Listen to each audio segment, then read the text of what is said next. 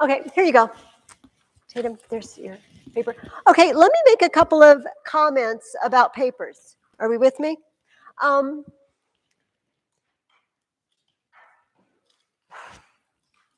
I've got like 3 and I want to decide where to start.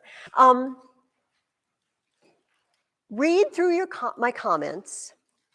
Just because I commented doesn't mean you did something wrong. In fact, if I say you could make this paragraph stronger if you do this or that, it probably means your paper was pretty doggone good to begin with. All right, that's probably a sign that I'm looking for ways to recommend you to take it up a notch. When I make comments, sometimes I'm just having a conversation with you. Like, oh, I didn't even think of that, or that's an excellent point. But if I correct things, please use what I say in future papers, all right? Because it doesn't really do any good if I say, you know, you can't join 2 sentences with just a comma, and then you just read that, and then you put the paper away, and then you just forget by the next time you do a paper. So when you write the next paper, pull this paper out. You know, is it, well, what do I have trouble with? My daughter danced for many years. She was a ballet dancer, and the taking corrections. And it didn't mean take it in a nice way. It meant if they corrected their dance, they needed to change it the next time they run through it. And one of her teachers actually had a squirt gun. Like she would just squirt girls. Like you're not taking correction. You're doing it again. I'm not going to bring a squirt gun in, because I don't really have one, although I do have a battery-powered Uzi, one from college, but I don't think they don't work anymore. We used to break in on people in college and just douse them. Oh, I don't know. Anyway, also I don't know that the church would appreciate me spraying water all over it. So it's saved you, both these things. But do take the corrections. In other words, when I make a comment, try to use it again. Now, the biggest comment, and it's a very small thing, and it's not grammar, and it's not even content. It's something that I don't understand. And it is not just you guys in this room. It is not every single student. I would say it is 75% of my students. And I've got 54 kids this year, total. And 3/4 of you guys are doing something that I don't know why. You don't indent your paragraphs and you put spaces in between your paragraphs. And if it's you, I'm not yelling at you. You must be looking at something that's formatted that way and you think that's the way to format a paper. And all I can think of is the internet. Often websites do this. They don't indent and they have paragraphs with spaces. And if you spend time on the internet, maybe that's where it's coming from, but I don't know. So here's your paper, okay? And then you've got a margin, right? So either if you're handwriting it, you've got the little red line down your notebook paper, or you've set the tab or whatever, to your margin. So, and I know for some of you, you're like, of course I know this, Mrs. Ferguson, but enough students don't seem to know it. When you start, you go in a few spaces before you start the first line, okay? And then the rest of them go out to the margin. And then when you want to start a new paragraph, you don't skip a space. You start on the next line, but you indent again. You see? And I know it seems petty because I'm more concerned, honestly, with what you had to say. But you're probably going to get a teacher someday other than me at a junior college or college somewhere. Like, what is up with your papers? And I just thought I might tell everybody now, this is how you write a paper. That's how books are written, right? When you read a book, there isn't a space in between the paragraphs. They indent the paragraph and then they just start a new paragraph on the next line, but just indent it. Yes, what did you want to say? Did you have, I thought you had a hand up. Okay. It's just, I'm mystified. It's like, why does nobody indent? And why do they leave spaces between the paragraphs? I'm mystified. So if anybody has a bright idea of why, if you do that, which you learned it somewhere, but I don't know where you learned it. Yes.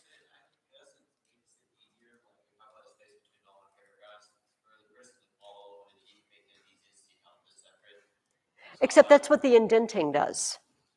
The indenting tells me I'm starting a new paragraph.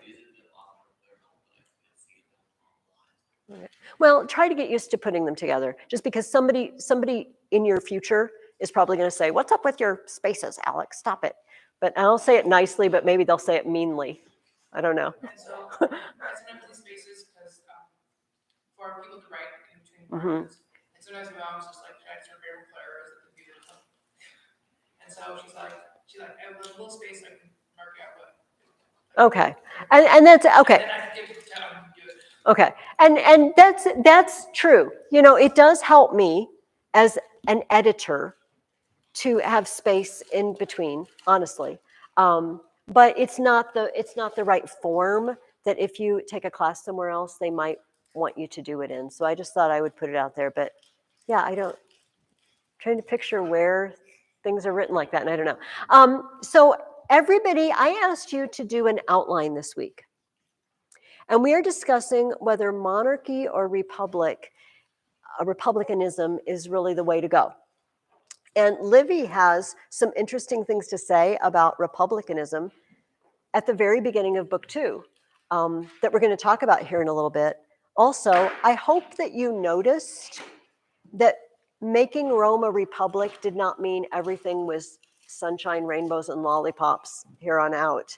It was ugly at times in Rome, even under the Republic. But I want to ask, does everyone feel like you have a usable, workable outline? That you have chosen a side that you would like to defend, and that you have figured out 3 good things to say about it, and each of those 3 things has support. And then pick 2 things that would argue for the other side, and see how to knock those down. Yes? While finishing up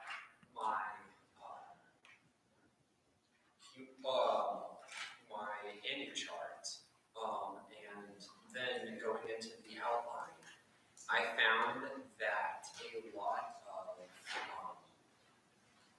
a lot of proofs that I had that I thought were really good and unique, they ended up being pretty much restated each other. So it became hard to pick out unique reasons why to support this overarching. But were you able to do so? Okay.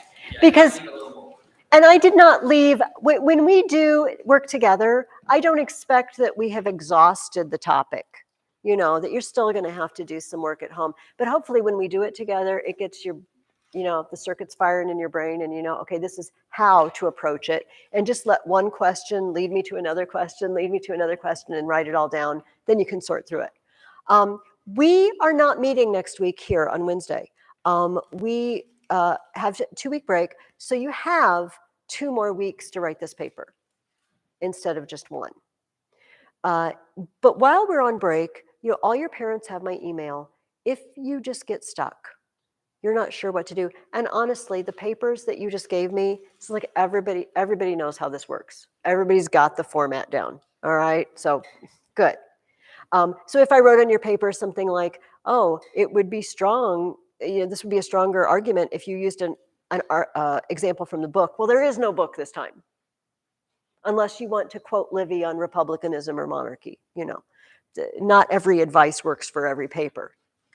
But if you run into a problem, please email me and just say, "I don't know what to do with this. This is what I want to argue, but I can't think of another way to put it," or "I'm not sure if this is right." It's fine. I'll read over it and get back to you as soon as I can, okay? I would like you to put personification in once again. Some of you, I don't know if I found it, and I always try to phrase it, "Did I miss it?" And that's not me just being snarky. I really might have missed it. You might have done it and I just missed it. Because I had quite a few papers to read this week. But it helps if you mark it in some way. Out in the margins is nice, to P. I would like you to add a new one this time. So we're going to do personification somewhere in your paper and a new one. It is called Anaphora.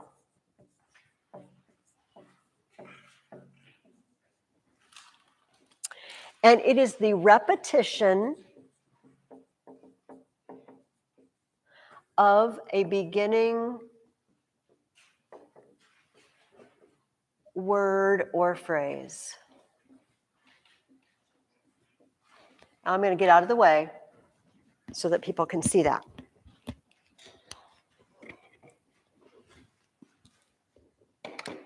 I'm going to give you some examples, so don't worry if you're like, what does that mean? I don't know what she wants. This is very dramatic.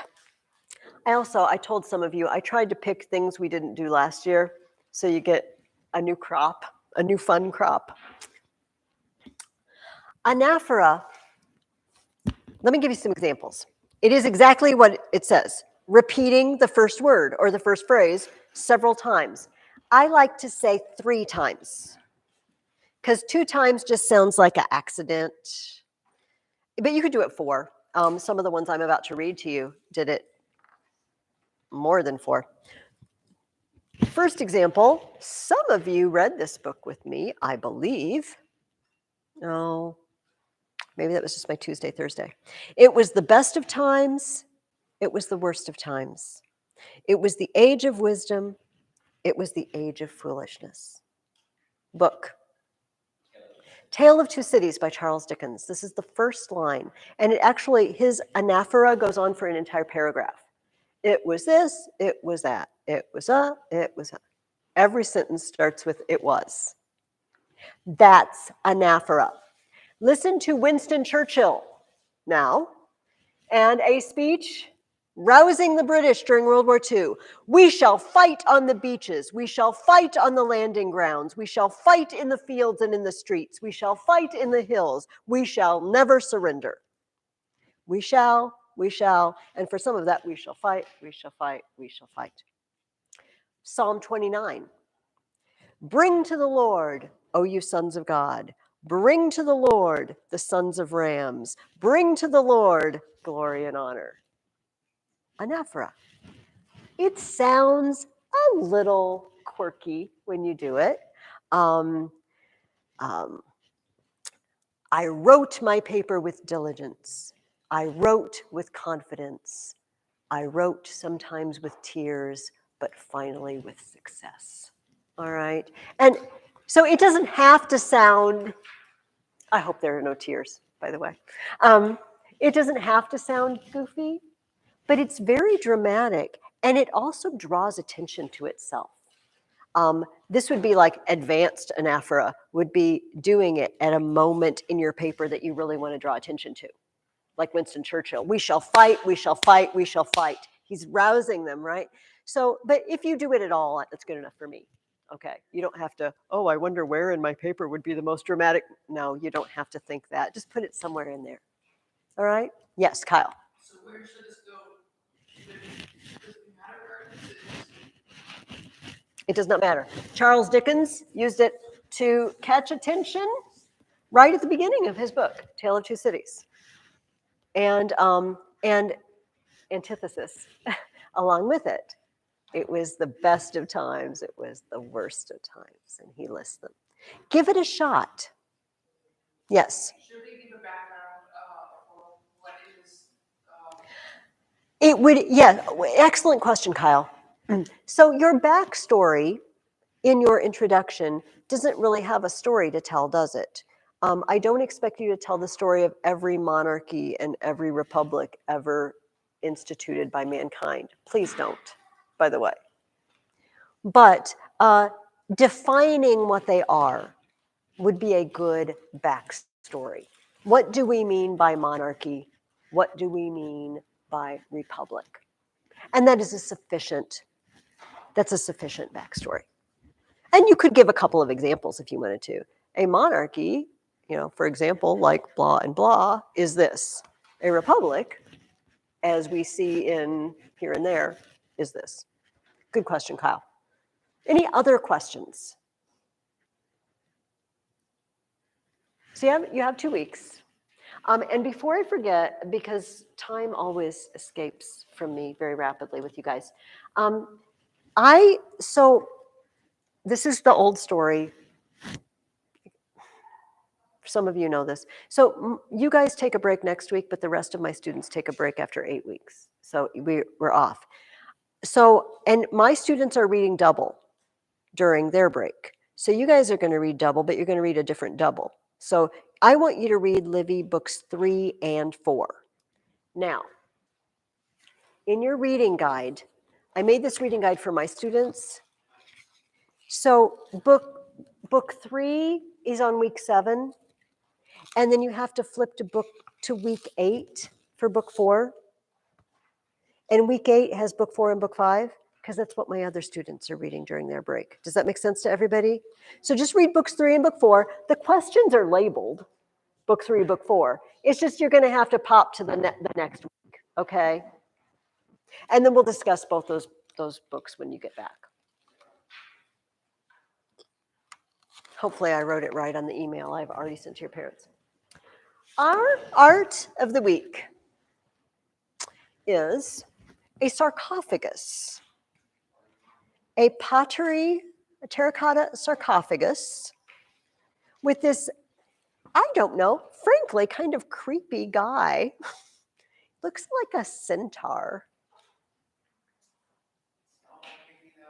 Well, I don't know. It's the eyes and the beard. He looks a little like a satyr or a centaur or something. This is Etruscan. This was made by the Etruscans, who are the people who are living around Rome. These are the people that the Romans keep fighting all the time in Livy, right? The neighbors. And I was looking at this, and I didn't really well, if it's a sarcophagus, where do they put the body? Like, does it open there? And then there's a split right here, but how would you put the body in? And it's like, I don't know. This is a mystery to me.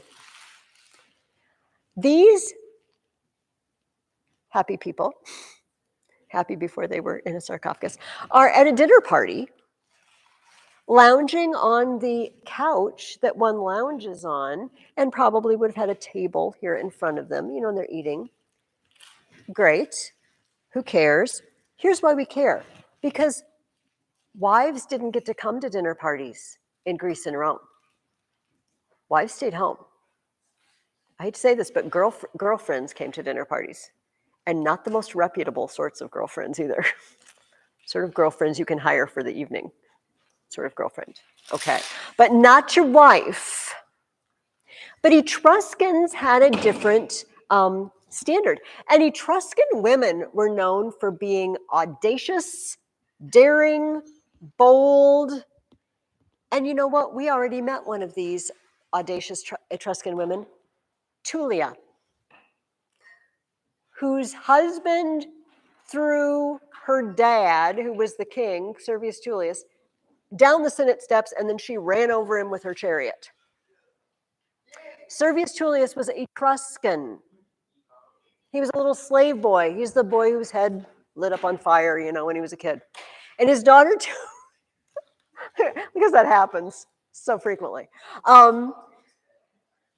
Tullia 1 and Tullia 2 are his daughters. Tullia 2 got bumped off by Tarquin 1. And so Etruscan women were very bold. This is going to lead later to the fact that Roman women had a lot more power and freedom in the later Republic and during the Empire than Greek women did. Those of you who were with me last year, we talked about the fact that Greek women really didn't go out. You just stayed at home, and if you had to go to the market, you sent servants to do it for you. You just didn't. And then the Spartan women who were out exercising naked, yes. They were bold and audacious as well. But Roman women actually could inherit property in their own right. And you're like, duh, yes. But in the ancient world, that was a big deal. Because like in Israel, in all the Babylon, other ancient cultures, women were always under the care of a father or a husband. So ladies, I don't know what to say to that. But Roman women had a lot more freedom. And I wonder if it's because these bold and audacious Etruscan women mixed with them and they learned their ways. Anyway, so it's actually an interesting image because this is something that under the kings, the Romans wouldn't have done, the Greeks never would have done, had the man and wife lounging together at the dinner party. All right, let's look at Livy. He starts book 2 with an interesting statement. It'll always help if I put my glasses on before I find my page 1. Yeah, because I'm looking in the wrong chapter. He says, my task from now on will be to trace the history in peace of a free nation governed by annually elected officers of state and subject not to the caprice of individual men, but to the overriding authority of law. How does Livy feel about a republic? What's a republic like? It's free. Why is it free? Okay. And subjected to, do you guys know what caprice means? He said, not to the caprice of individual men. If you don't know, can you guess what it means? What does it sound like it means? Okay, I'm not subject to the caprice of men, but to the rule of law.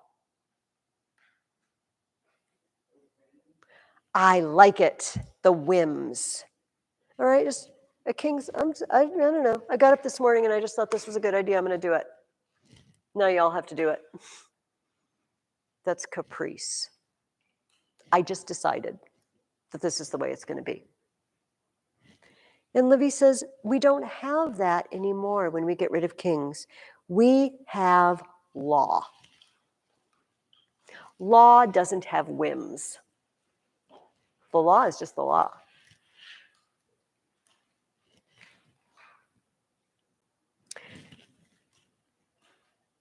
On the other hand, this was my second question. Does Livy think that the years of monarchy were no good? Were they wasted years? What do you think?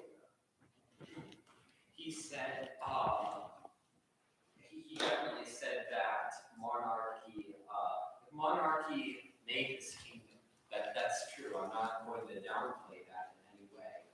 But Tarquin the Proud kind of ruled that. Okay. That's a very good summary, Alex. Monarchy made this kingdom. He says, look, do you remember? If you don't, go back to book 1 and figure out who were the first people living in Rome. What kind of people were they? Yeah. Okay, the riffraff. All right. People on the run, maybe for legitimate reasons, some of them, maybe not, who stole their wives. And Livy says, if you had put freedom in their hands, it's a bad idea. He says, earlier kings may all be considered not unjustly to have contributed to the city's growth, making room for an expanding population, for the increase of which they too were responsible. One has but to think of what the populace was like in those early days, a rabble of vagrants, mostly runaways and fugitives, and to ask what would have happened if they had suddenly found themselves protected from all authority by inviolable sanctuary and enjoying complete freedom of action, if not full political rights. In such circumstances, unrestrained by the power of the throne, they would no doubt have set sail on a stormy sea of democratic politics, swayed by the gusts of popular eloquence, and quarreling for power with the governing class of a city which did not even belong to them, before any real sense of community had had time to grow.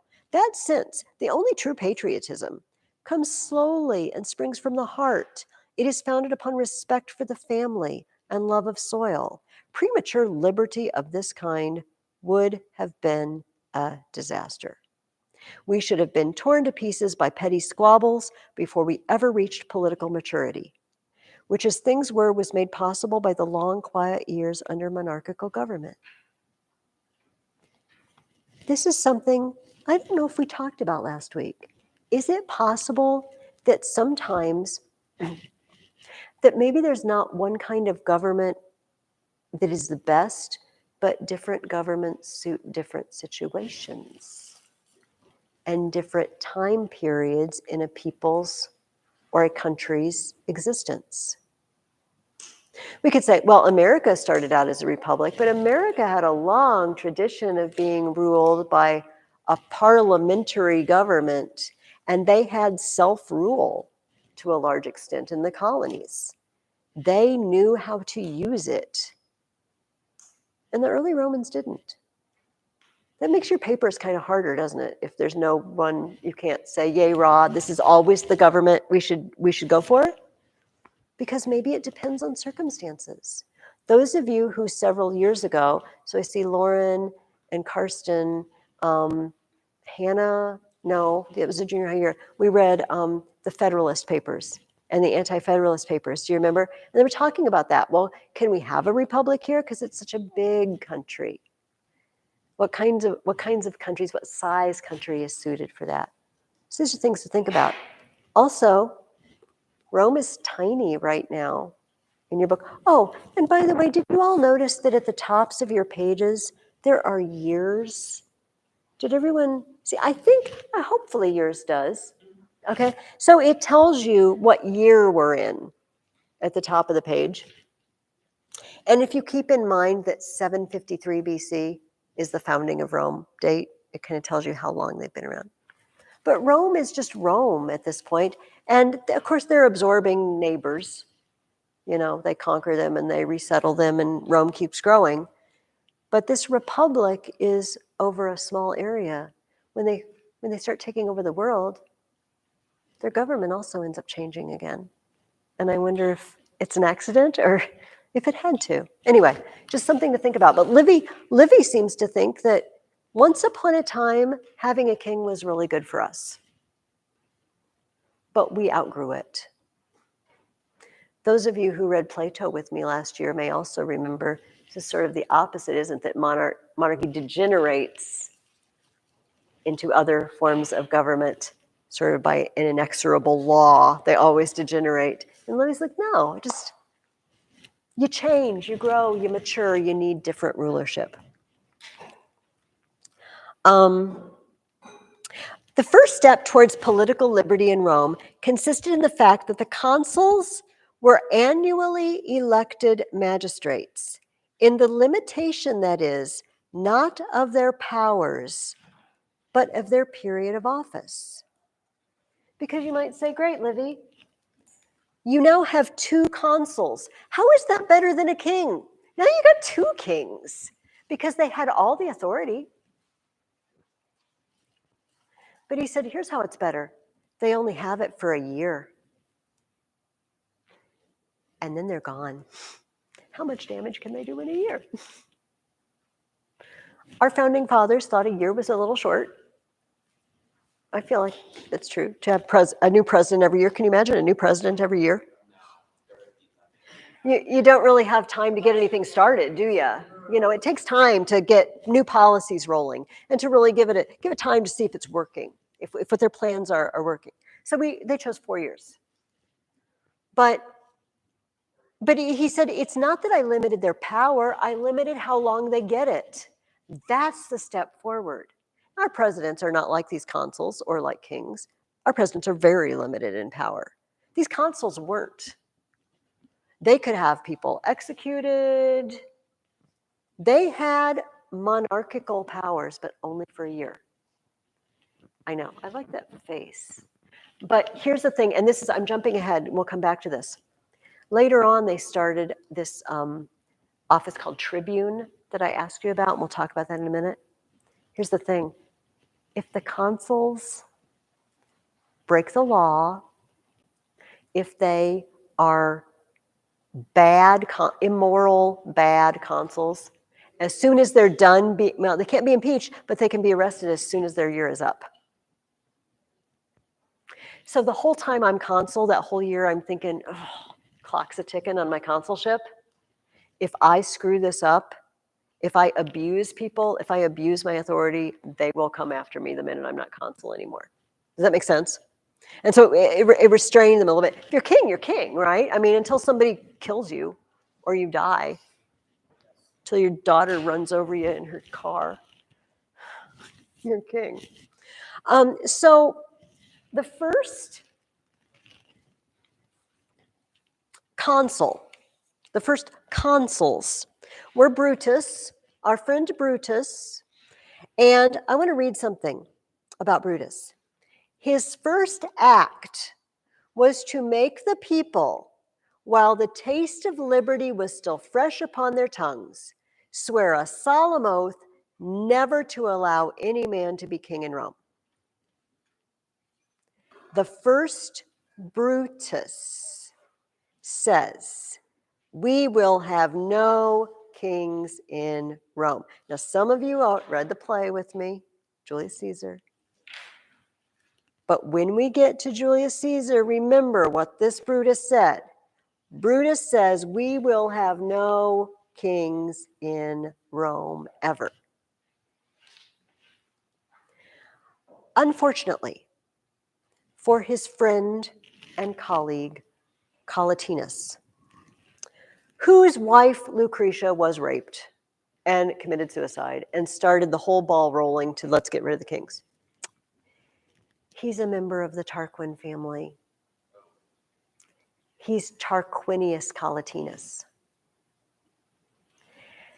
And the fury against kings and the fury against the Tarquins is so severe that people start talking about him. It's like he's one of them. You would think they would say, he's not going to do anything. It was his wife, for crying out loud. People didn't like it. And finally, Brutus called a meeting and he said, I'm sorry, buddy, but the people don't want you because they don't trust you. You got the hated name. It's very unfair. But he was good about it. And he said, I will step down, packed up his things and left Rome. He moved. Because he said, I don't want anybody to think that I want to grab power just because I'm a Tarquin. I would sooner move myself and my family than have suspicions cast at me. Yes? Doesn't he end up trying to get Rome? He does not. Although you see, if it talks about Tarquin, it's not this Tarquin, it's the other Tarquin. See, this is the problem with Roman names that we talked about. There's 20 people named Tarquin. It's like how many McAlpines are there? A lot, probably. I mean, if you go to cousins and then other generations. Well, yeah. And then think grandfathers, great-grandfathers, through generations. But I know this guy took it very well. He's not the one. I know, it's okay to be confused. It's like, I don't know which Tarquin this is. He left. Now, Tarquin, the king, Tarquin the proud, and his dirty, rotten son, are not going to take this line down. Right? They were not executed. They were just driven out. And he's going to try 2 ways to get back in. And this was the next question I asked you. What was the first way? What does he try first? Doesn't he try for property inside Rome? Yes. Okay. So which is a legitimate thing. He said, hey, so I left in a hurry and I left some of my stuff there. Could I just come in and get it? Could I send a messenger in to get my stuff? This is fine. He can have his stuff. But what did the messenger do while he was in the town? He was talking to the press Yeah. Yeah. you know, you could join us and we could take back over. And you might say, well, why in the world would anyone want to do that? Because we're not subject to the caprice of an individual man, and we have the rule of law. Well, here is why. Livy tells us it began with a group of young aristocrats who had found life under the monarchy very agreeable. Yes. You know, back when there was a king, I got invited to the fancy dinner parties, and he sent me presents. And I hung out with the king's son. He has awesome parties. It's the best food. He has the most fantastic acrobats and jokes. I don't know what happened to the parties. Accustomed to associate with the younger members of the royal family, they had been able to give a freer rein to their appetites and to live the dissolute and irresponsible life of the court. Under a monarchy, there was room for influence and favor. You can bribe a king. A king could be angry and forgive. He knew the difference between an enemy and a friend. Law, on the other hand, is impersonal and inexorable. I can't bribe the law. I can bribe a judge, but I can't bribe the law. What did you want to say?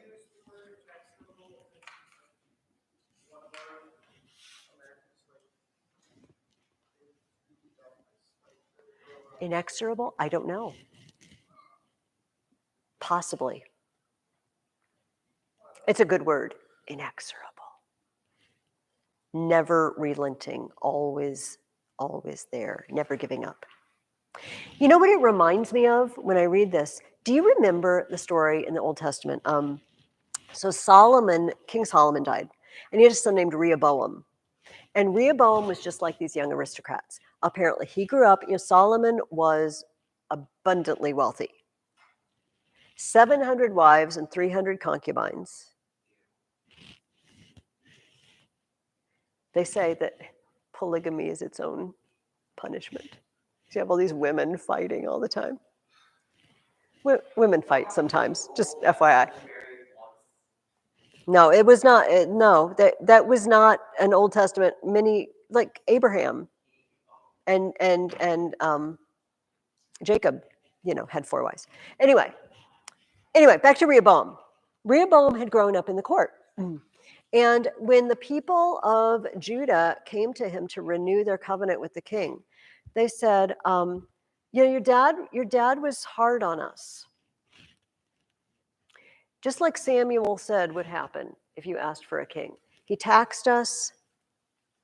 He took our children to fight his wars, to be his maidservants. Take it easy on us. Be easier on us.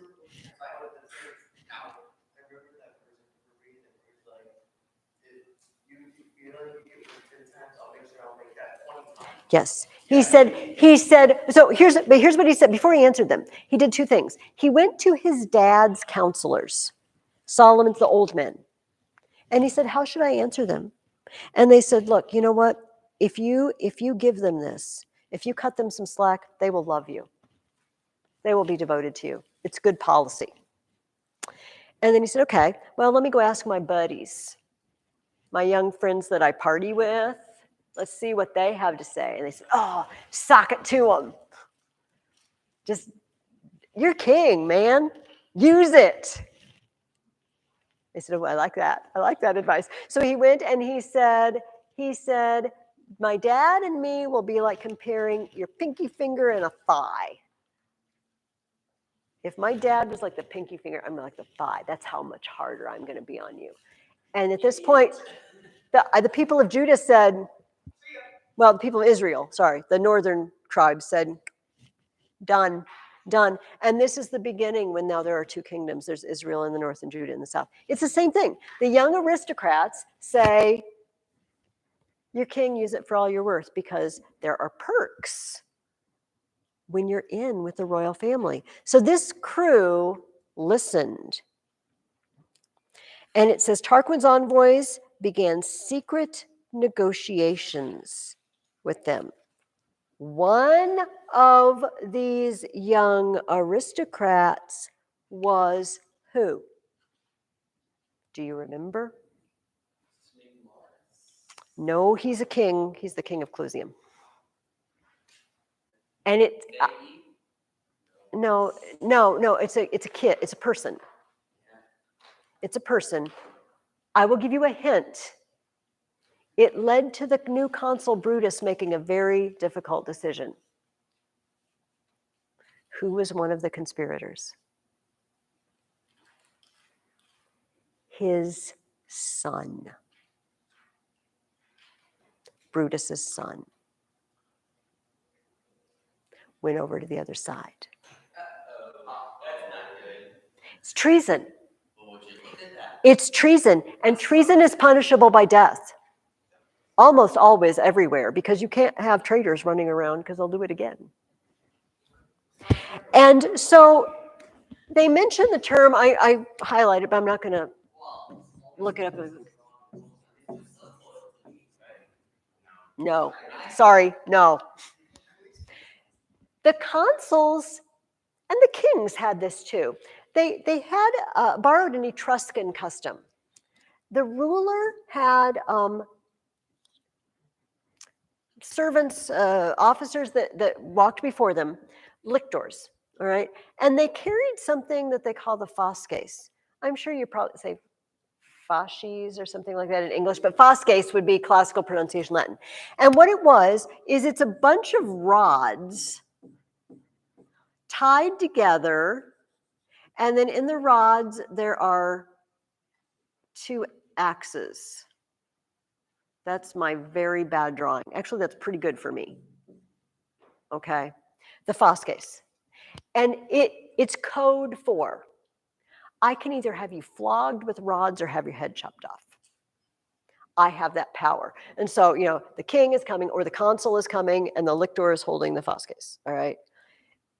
Because they had the power and sometimes they had to use it. And Brutus used it. And Livy tells us they watched them all come in, all the young traitors, and get whacked. And when Brutus' son came in, all eyes then looked at Brutus. How's he going to take this? Stone-faced. That's how he took it. You made your bed, son. Now you're going to be buried in it. That's not the way that proverb goes. Yes. That reminds me of the young aristocrats' declaration of the laws in person. Yes. Brutus can't. He can't play favorites because it wouldn't be just. It's hard. It's hard. But this is, we were talking in the Aeneid about Roman virtue and some things that they would consider virtuous that we don't love, but some things that we're like, yeah, that's a pretty virtuous thing. And I would say that judging equally, all are equal under the law, even if you're my kid, that's to be respected, even though it's really hard. But don't we have political I don't really watch the news, but there's something up with Hunter Biden's laptop.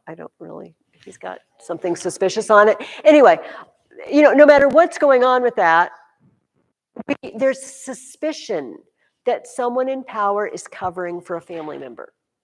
And even having the suspicion of that, I do the same with Trump. It was like, the Trump family gets this or that, special deals because they're related. This happens, but it's never good when the people in power, there's suspicion that they're giving perks and free passes to their family and friends and not treating them equally under the law. We don't like that because it's not right. It's not fair. And so, but poor Brutus, he does his duty as the consul and his son dies. So that was attempt number 1 at the Tarquins to get back in. What was attempt number 2? Trial number 1 is treachery. What's our other plan of attack here? And this kind of, Alex, I think you hinted at this. Maybe. You said someone's name, Lars. Do you remember, did anybody put something down? Lars Porsena, I forget exactly what he did, Mm-hmm. but I answered the question where it says why. Oh, okay. Okay. So let's take those two questions together. Let's finish off the third one first, though. Attempt number 2, treachery has failed. Attempt 2 is going to be allies and attack. If I can't sneak back in, I will attack you. Now, he went to a city called Clusium, not too far from Rome, and he went there in Clusium, and he said, hey, you want to help me get Rome back? You want to help me get back in and be king again? And Alex, you want to tell me, why would Lars Porsena help him? Why would he not just say hit the road? I quote the book.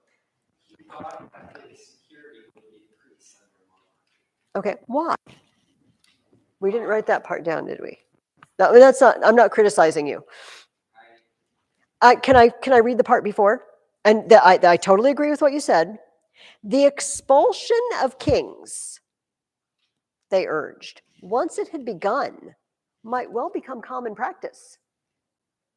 Liberty was an attractive idea. And unless reigning monarchs defended their thrones as vigorously as states now seem to be trying to destroy them, all order and subordination would collapse.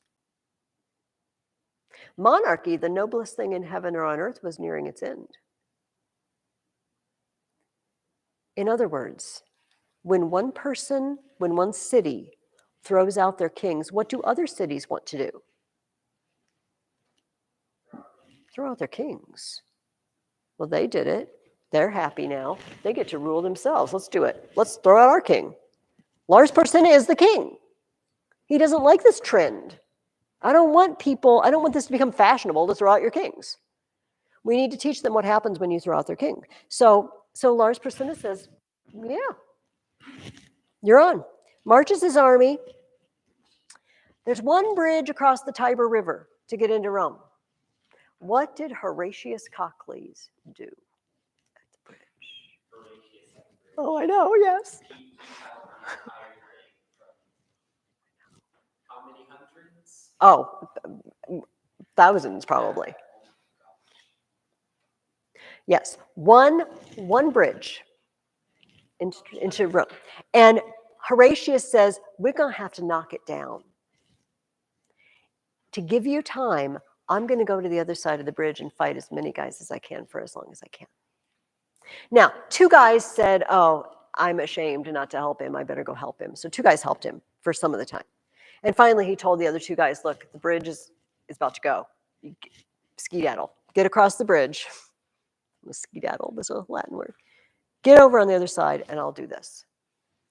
They say that he stood at the edge of that bridge, fought until he almost thought he couldn't fight anymore. Bridge fell down.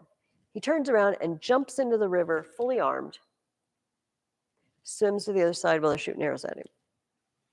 With armor. Yeah, which, if you know anything about stories of history, when generals jump into rivers with their armor, they drown, right? They sink. He's awesome. So awesome that there is a 70-stanza paragraph poem written about him. Horatius at the Bridge by Thomas Babington Macaulay. I challenge any of you to look this up and memorize it. 70 stanzas? Yes, I had a young man do this for me last year. It took him half an hour to recite it for me. Memoria Press has a great guide. Sometimes some of you may have a book called The Harp and the Laurel Wreath that has a bunch of poems in it. It's abridged in there. But look it up, Google it. Thomas Babington Macaulay, Horatius at the Bridge. If you memorize it for me, I will set up a time to listen to you, and I will buy you a Horatius at the Bridge medal, which, yes, they make them, and another undisclosed gift as an incentive. All right. But he said it took him 6 or 7 months last year to do it. He worked on it the whole school year. Anyway, this is one of the most famous stories in Roman history. This amazing guy who held the enemy off. But Lars Porsena didn't give up. He couldn't get across the bridge now. And I didn't ask you a question about this guy, but we got to talk about him.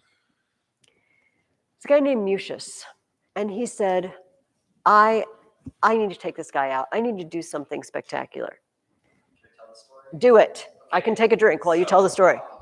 As the legend goes, Lucius entered the enemy camp disguised as a fellow soldier, and he was making his way to the king's tent at least. And once he was inside the tent, he found two well-dressed men that looked exactly alike, pretty much. So he was like, which one's the king? So he ended up drawing his sword and cutting down, what was it? Like this chief steward, they were paying the men. They were paying the soldiers. Yeah. Yeah, I was about to say tax collector. Yeah. I thought it was something. The opposite, payer. Yeah. And he cut down the payer. And then he's apprehended by the guards, and he's taken before the king. The king's like, what were you thinking? And Lucius says, I am a Roman. And in Rome, Boom. we are tough. So, and if you kill me here, there's going to be hundreds of more young guys coming into this camp, and each of them are going to try to kill you. And to prove that he was tough, he stuck his left hand in the fire, and he didn't even change his face. It was his right hand. Yes, because he was right-handed. Oh, let's not jump all over Alex because he missed one detail. Yes. Burns it right off. And the king was so incredibly impressed that he said, and scared, that he said, okay, you can go free. And didn't he ask him not to go after him anymore? I don't remember. Yes. Hold on.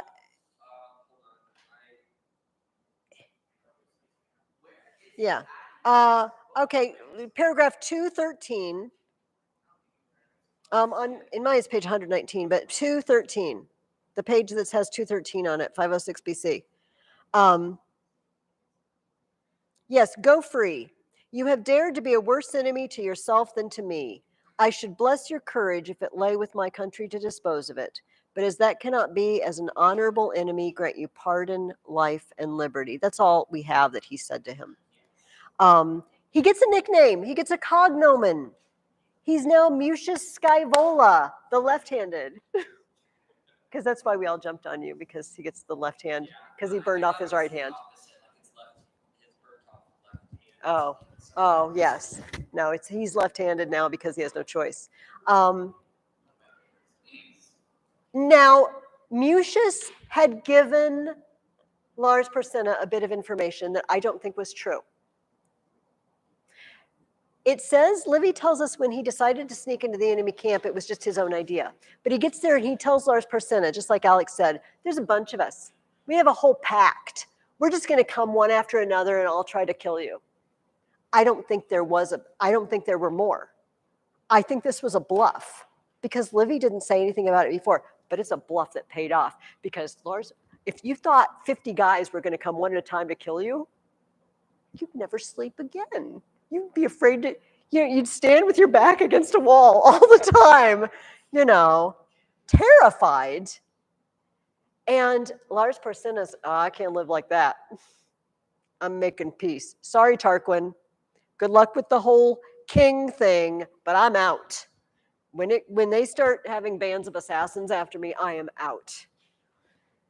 And basically, that was the end of the Tarquin attempt to get back into Rome. Scaevola put an end to it. Good for him. Did you find it, Ethan? Did you find it?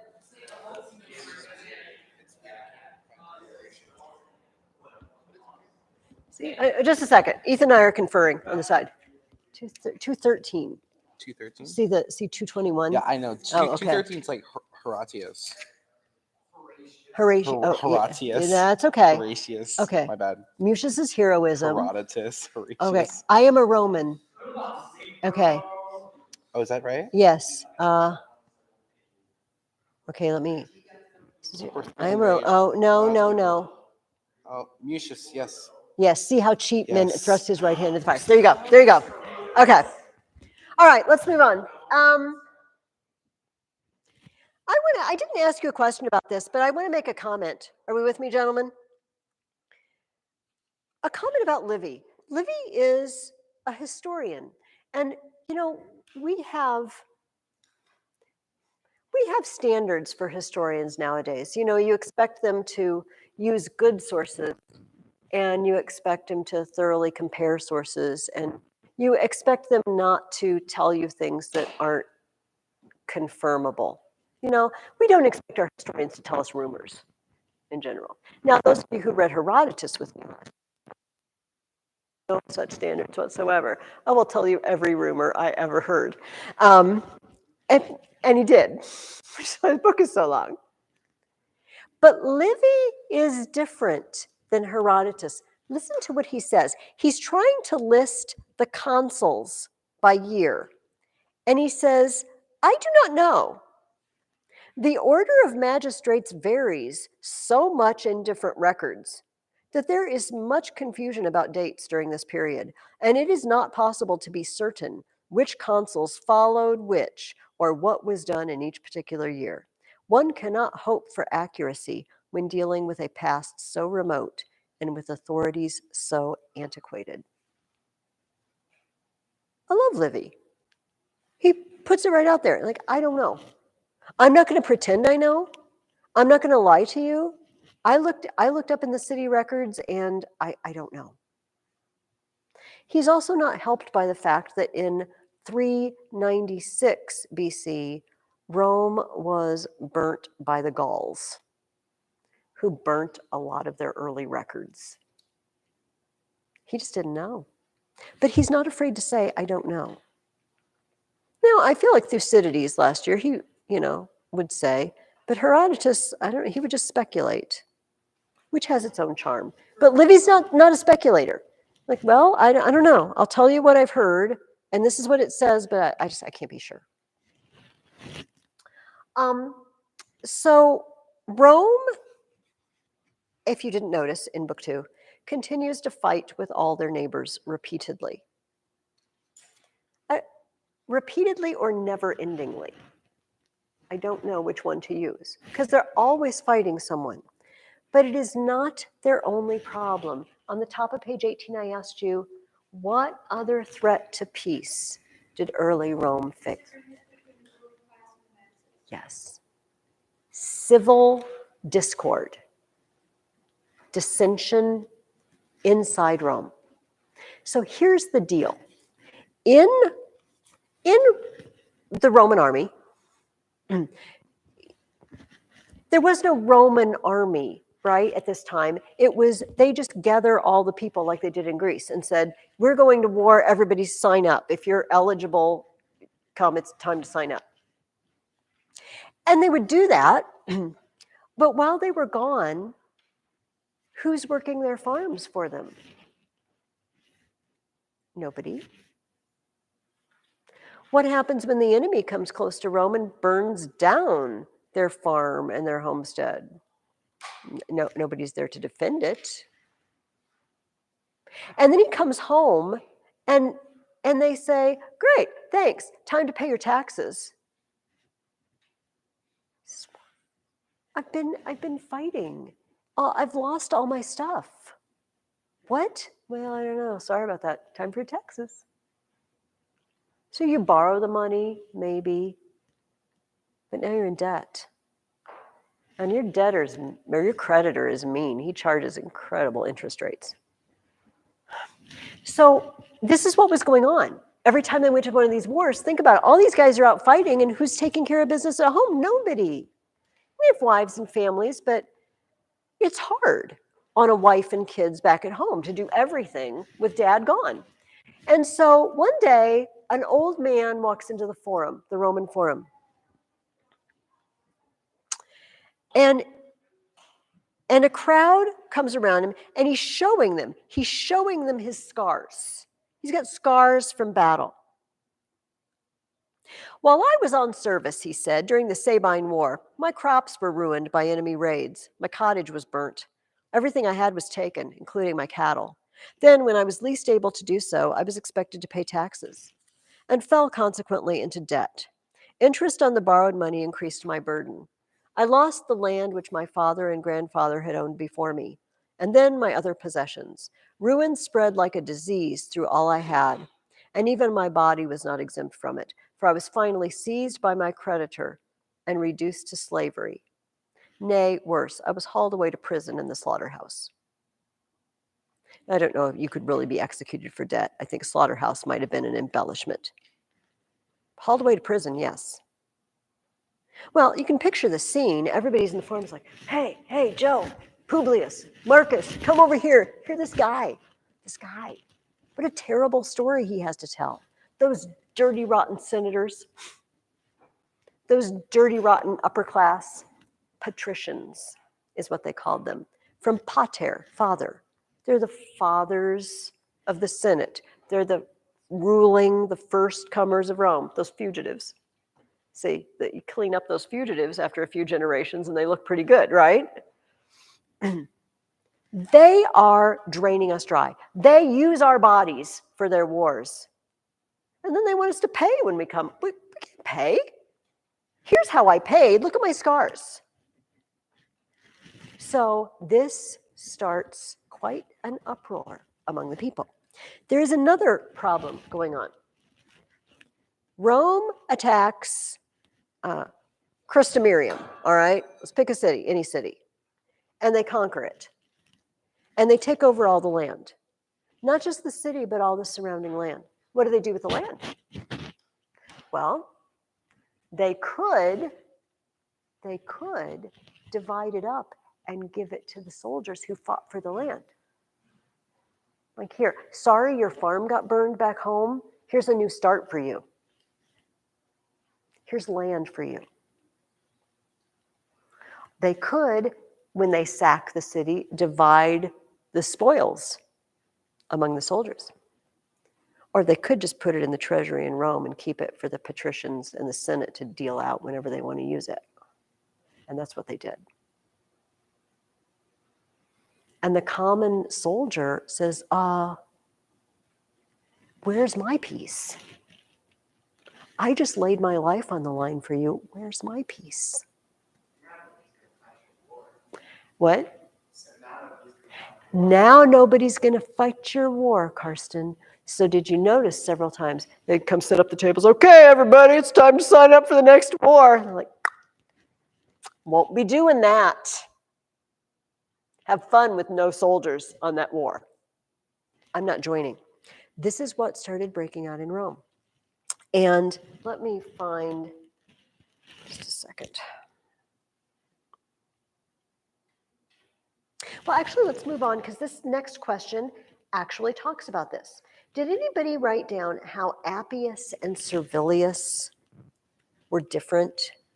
But everybody hated both of them, but for different reasons. Did you find anything about Appius and Servilius? Appius was more prideful and headstrong, and who was those? Remember when Persia was invading Athens, and there was this one guy who wanted to build a wall, and the other who wanted to build a new one? It's a little bit like that, where one guy is more level-headed. Okay. I'm ready to think through this, and maybe we can try other ways. And the other guy is action now. We need to do this now. It's a little bit like that. Appius was headstrong and proud, and Servilius was a little more thoughtful.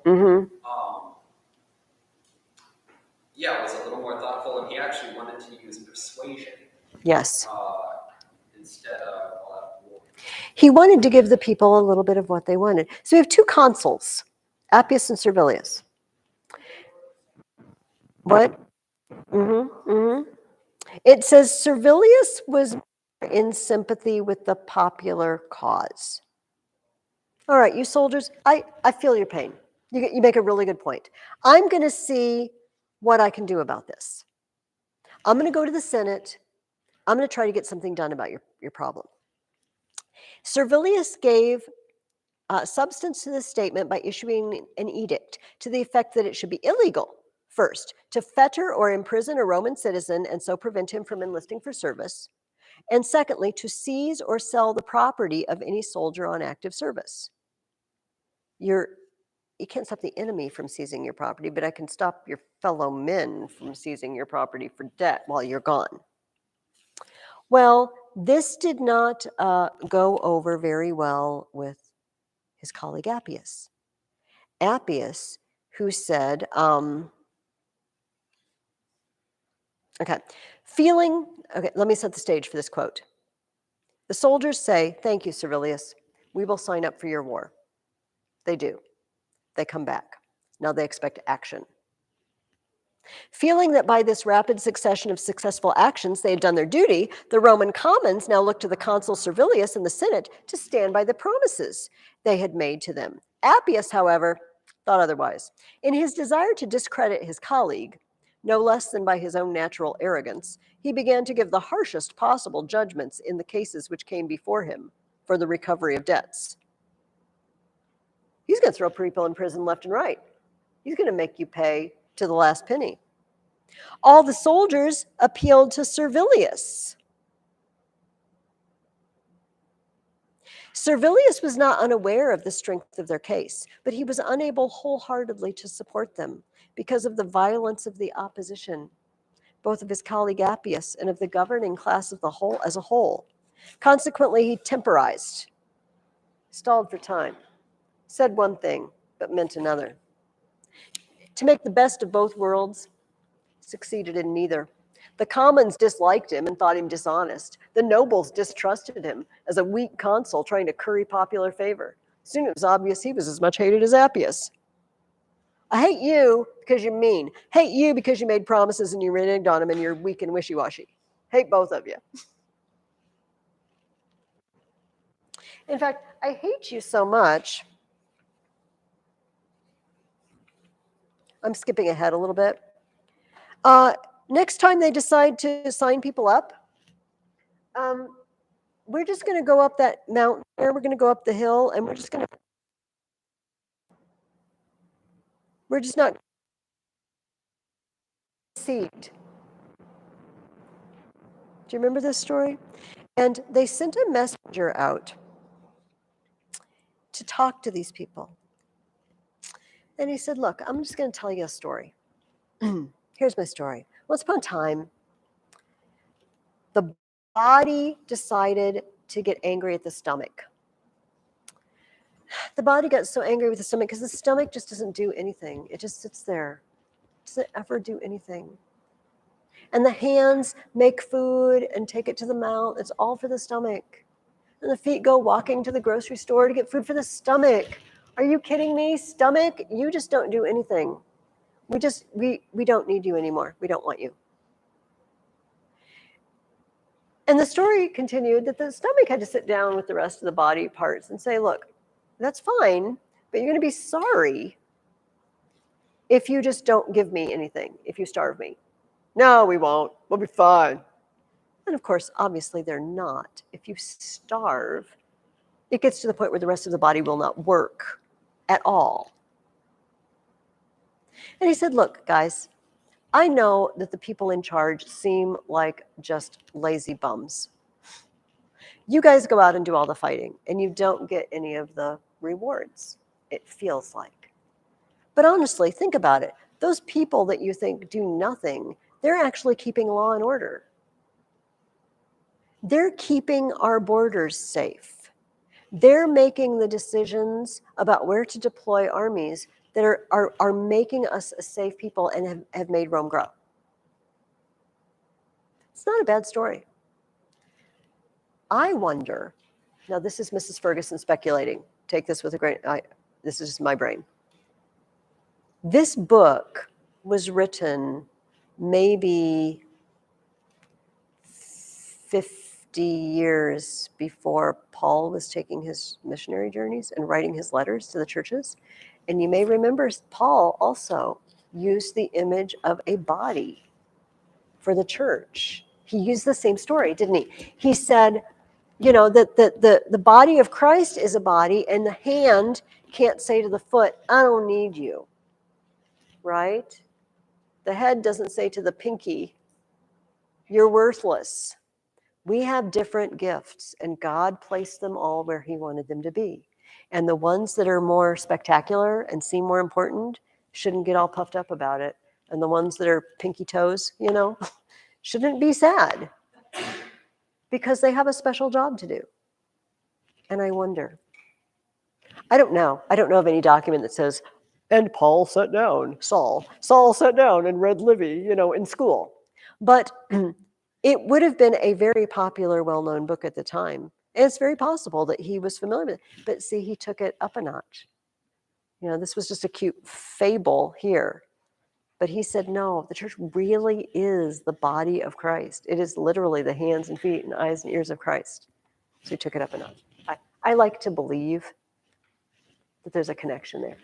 I can't prove it, though.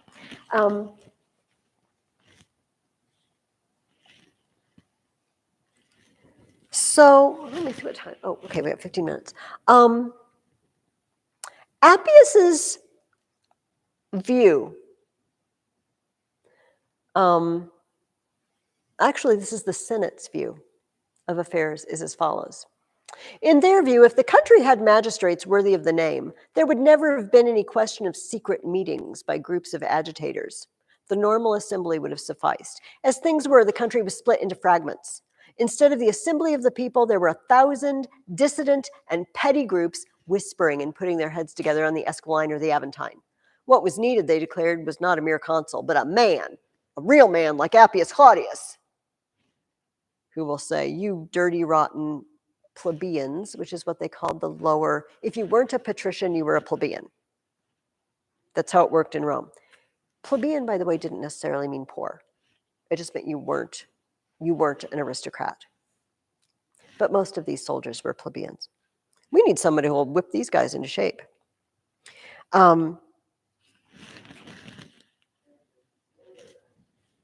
Okay, so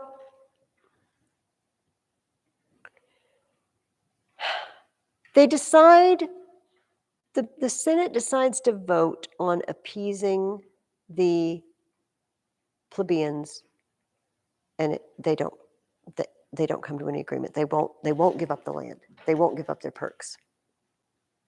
And they actually decide to elect, and I wanted to talk about this, a dictator.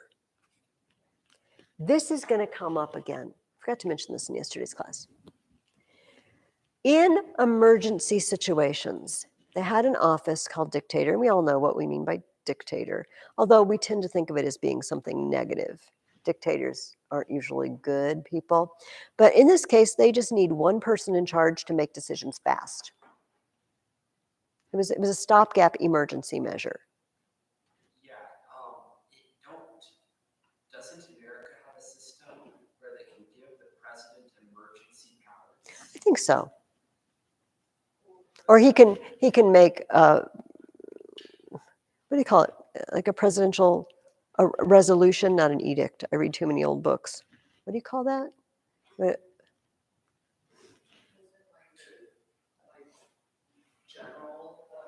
He is the commander of the armed forces. He's the commander in chief of the armed forces. So he does make those, although he can't, he has to get money, from Congress for it. But they would elect one person and for 6 months. They would give you power for 6 months and say, look, just deal with it. Deal with it for the next 6 months. Do what you have to do. They actually called a dictator. It was the first dictatorship that we know of, where they said, look, these people are getting out of hand. We need a dictator to take care of them. So he calls together the people and they hold elections. But Livy says something interesting. Political decisions, however, always have been and always will be influenced for ill by party spirit and concern for property. Political decisions always have been and always will be influenced for ill by party spirit and concern for property. Would you guys characterize America as having a lot of party spirit today? We always have been. And I don't mean just having political parties. Somebody yesterday said, I read this and they said, well, but it's good to have different points of view and discuss them. And they're always, if you have 10 people in a room, you're probably going to have 10 points of view, honestly. And I said, well, I wonder if there's a difference, though, between honest discussion and party spirit and factions. Do you know what I mean? Say it, Ethan. Party spirit. I would say in America right now, it's mostly just different factions of overzealousness, I would say. Overstimulated idea of attacking the other faction. It's not about making different point of views anymore. It's about attacking the other person, personal attacks. Yes. Instead of working for the common good, it's I want to be right. Yeah, and the other person needs to be wrong. Or you want them to be. And Appius Claudius doesn't seem to care who's right or wrong, does he? In this case, he's like, no, they're dirty scum, and we're not going to give them what they want. Yeah, Karsten. I would say our party spirit in America is us just plugging our ears and shouting our Yeah. And I fear that this is what Rome had gotten to. You don't come to me with your couple of concessions, like, oh, well, next time we attack a city, you'll get some of the spoils, or we'll pass a resolution. We won't arrest you anymore for debt. Yeah, that's not good enough. I don't want to hear the tidbits you're throwing me to appease me, because I'm right. And it's possible that some of those tidbits could have been very helpful. You know, if they'd said, okay, that's a good start. Let's agree to that. And then let's talk about it further. This is not really what we're doing today. This is certainly not what they were doing then. It's very interesting that, you know, he's writing 2,000 years ago, but it's happening 2,500 years ago. Humanity just doesn't change a whole lot, unfortunately, when it's something bad that we're talking about. They will not listen anymore. This is the point at which they retreat and go up the hill. Well, anyway, the guy with his fable about the stomach talks him back down. And they sign up for another war. And but not until, this is our tribunes. They don't come down until they elect a new, not only do they elect a new office, they invent a new office. Tribune. What do tribunes do?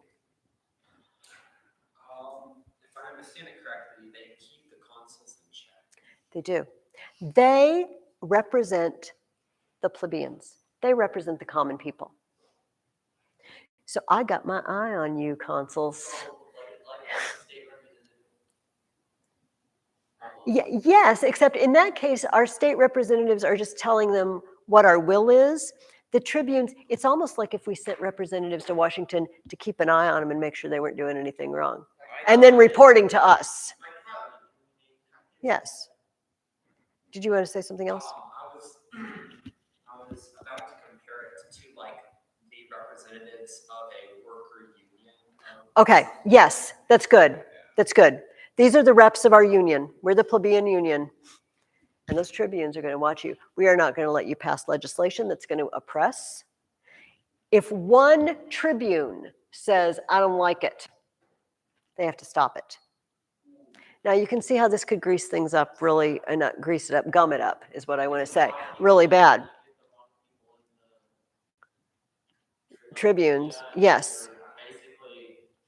Which, keep your eyes open, Alex, this is going to happen. It started out with a good idea. But they also got their eyes on the consuls. Hey, consul, you do anything suspicious, we will be waiting at the door as soon as you lay down your consulship, and we will snatch you up and put you in prison so fast your head will spin. And they did. And so the tribunes are going to be a real fly in the ointment, as they say, for the upper class. Because the tribunes can put a dead stop to anything they want to do. Yes. We are foreshadowing again. But Coriolanus, let's talk about him. Coriolanus, they came back down the mountain. They said, yes, we will sign up. We're taking the town of Corioli. That's our next target. And there was a man, and he was awesome.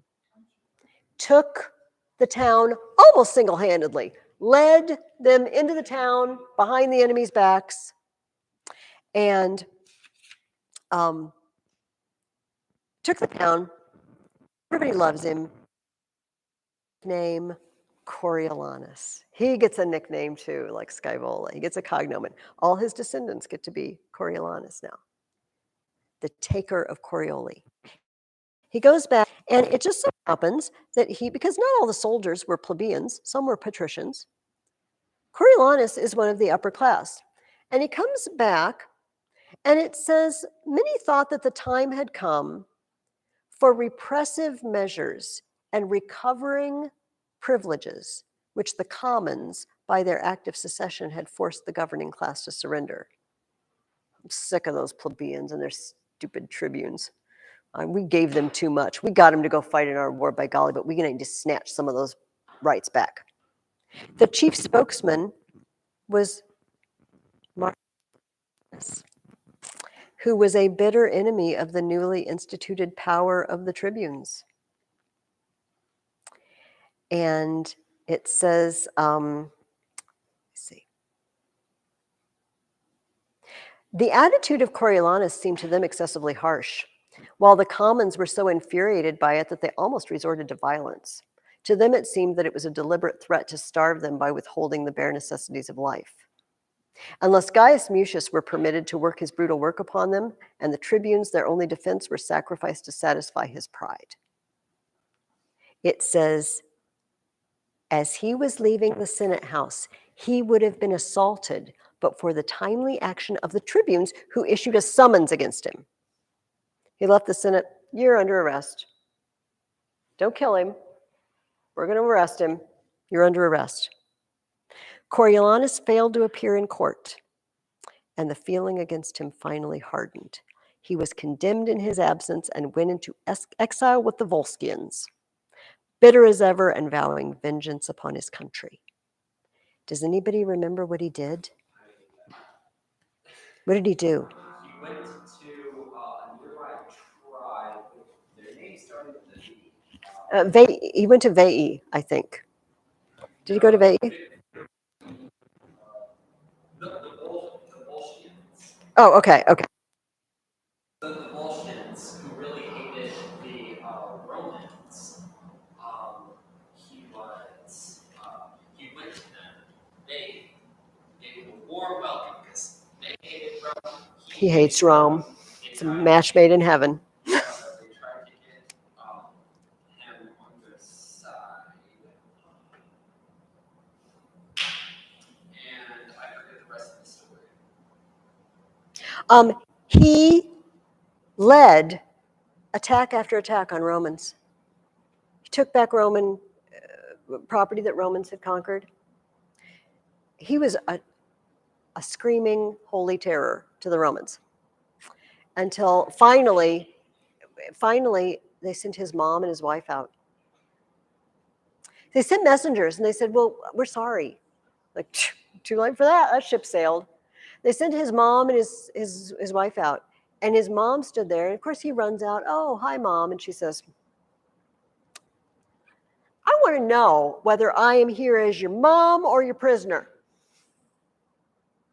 Do you know your kids are in Rome? Do you know you've got family in Rome? I can't believe that I gave birth to somebody who would attack his own. Look at your wife. Look at your wife here. You're attacking her. You're attacking your own children. Are you kidding me? Oh, let's see if I can see. Oh, let's see if I can find it. Hang on. Because I got to see his answer. Here's what she said. I would know before I accept your kiss whether I have come to an enemy or a son. or whether I'm here as your mother or a prisoner of war. Okay, his wife and his children flung their arms around him. The other women all burst into tears of anguish for themselves and their country, until at last Coriolanus could bear it no more. He kissed his wife and 2 boys, sent them home, and withdrew his army. There are various accounts of his ultimate fate. He is said by some to have sunk under the burden of resentment which his behavior brought upon him, though the manner of his death is not known. That says a lot to me. He sunk under the burden of resentment. One of those people, I can't let it go. I will just hate you and hate you and hate you. I won't attack you anymore because I got family there. But I hate you. Okay, I almost have to let you guys go, but let me mention the last question. What is the poisonous disease of wealthy and powerful communities? Internal dissension. I'm going to read this whole paragraph up into where it says that. Roman troops then marched against the Veientes, who had been reinforced by contingents from most of the Etrurian towns. These reinforcements had been sent less from any love of Veii than from hope, which had already begun to crystallize, that Rome might be destroyed by her, without which her power might well endure forever. But internal dissension was the poisonous disease of wealthy and powerful communities, the one destructive influence which brought mighty empires low. I think it's very interesting that these enemies of Rome are saying, if they could all be getting along, they might last forever. But they're not. They're not. And this is another example. Livy told us at the beginning of this book, why am I writing this book? Because the study of history is a medicine for a sick mind. That we can look back and we can say, look, this happened in the past. We should pay attention because we may think we are brilliantly strong and we're going to last forever, but countries fall apart from the inside. Not always, but it happens.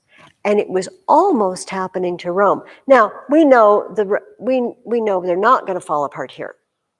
But the fact that their enemies looked at them and said, they're easy pickings because they're falling apart. And I feel like this is something governments and people should pay attention to. When we can't get along as a people, we are easy pickings for whoever wants to pick. Yes. I find it ironic that pride is such an important virtue among the Romans, and yet their own pride is what brought about their downfall. Their unwillingness to work together. It's my way or else I'm going to kill you and take the throne. It has to be the way that I want it. But somehow they're not going to fall apart because we're in year, in the 470s, 480s. We're almost 500 years, 450 years away even from empire. So read books 3 and 4. Answer the questions. We may have to, because of time constraints, we'll just kind of zoom through some of it and maybe target a few things. Write your papers with personification and anaphora. And if you have any questions or problems, please contact me over break. Just let me know, and I'll walk through whatever it is. And have a lovely break, and I will see you in a couple of weeks. Enjoy the fall weather. Bye, guys.